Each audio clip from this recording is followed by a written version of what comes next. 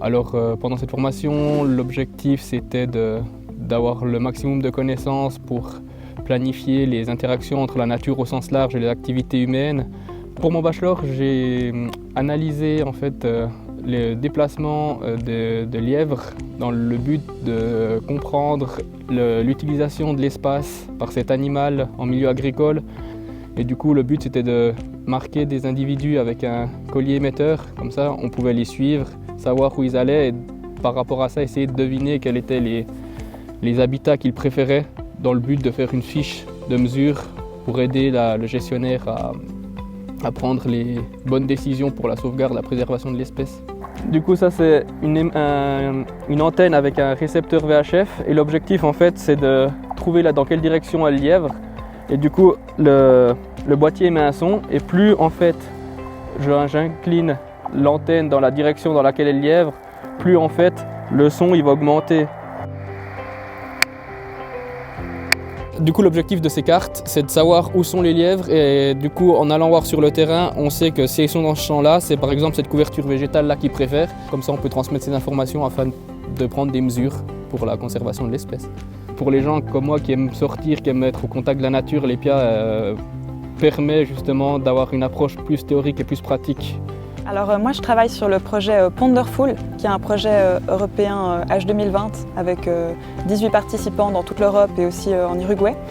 Et notre objectif c'est d'étudier et de promouvoir les étangs et les réseaux d'étangs comme solution fondée sur la nature.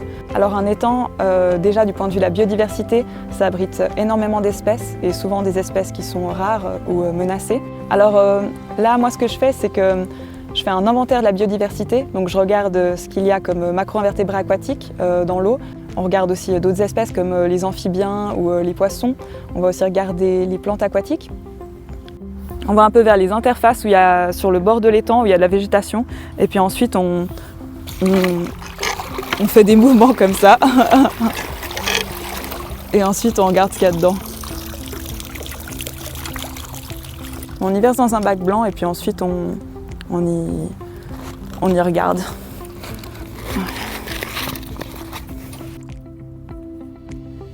Alors moi j'aime beaucoup le travail sur le terrain, le fait d'aller mettre les pieds dans l'étang et d'aller prélever des invertébrés. J'adore, c'est les libellules qui m'ont amenée à ce travail. Et puis c'est surtout le fait de pouvoir mettre en avant la valeur de ces étangs et puis le rôle qu'ils peuvent jouer pour la biodiversité mais aussi pour nous. Tous les services qu'ils peuvent nous rendre, le rôle qu'ils peuvent potentiellement jouer avec le changement climatique. Moi, ce qui m'a vraiment incité à faire la filière gestion de la nature, c'était vraiment deux éléments différents. Le premier, c'était déjà le niveau qu'on appelle naturaliste, c'est-à-dire la bonne connaissance des espèces. Et puis ensuite, la deuxième chose qui m'a beaucoup motivé, c'est aussi le niveau de précision technique qu'on acquiert au cours de la formation. Et ça va vraiment loin et du coup, quand on sort de là, on a vraiment toutes les valises en main pour ensuite entrer dans la vie active. Alors ça, c'est un projet de restauration de berges. Donc là, l'idée, c'est de répondre vraiment à une contrainte, un enjeu de protection parce que en fait, c'est la berge du cours d'eau a été érodée, donc c'est l'arve. La rive droite était érodée et ça menaçait de commencer à empiéter sur une piste de vélo ou un sentier de promenade. Et puis ensuite, il y a eu les aménagements qui ont été réalisés, proposés et réalisés. Donc en fait, c'est des épis déflecteurs qui vont rediriger les courants vers le centre du cours d'eau. Donc là, il faudra imaginer aussi que dans tout ce secteur, il y aura la végétation qui a repris. D'ailleurs, c'est peut-être le cas aujourd'hui. Et ça va empiéter un peu sur les épis, ça va rester quelque chose de relativement discret, avec une parfaite intégration paysagère. Et du coup aussi une intégration écologique, puisqu'on a les espèces qui se développeraient naturellement. On en a apporté, elles seraient peut-être pas toutes venues par elles-mêmes, mais en tout cas, toutes les espèces qu'on a utilisées, c'est des espèces typiques de ces milieux. Alors là, du coup, on est sur les abords de l'Arve. Donc en rive droite, et on est sur ce secteur dont les berges ont été érodées avant la nécessité d'aménager, donc qui menaçait les infrastructures qu'on peut voir derrière.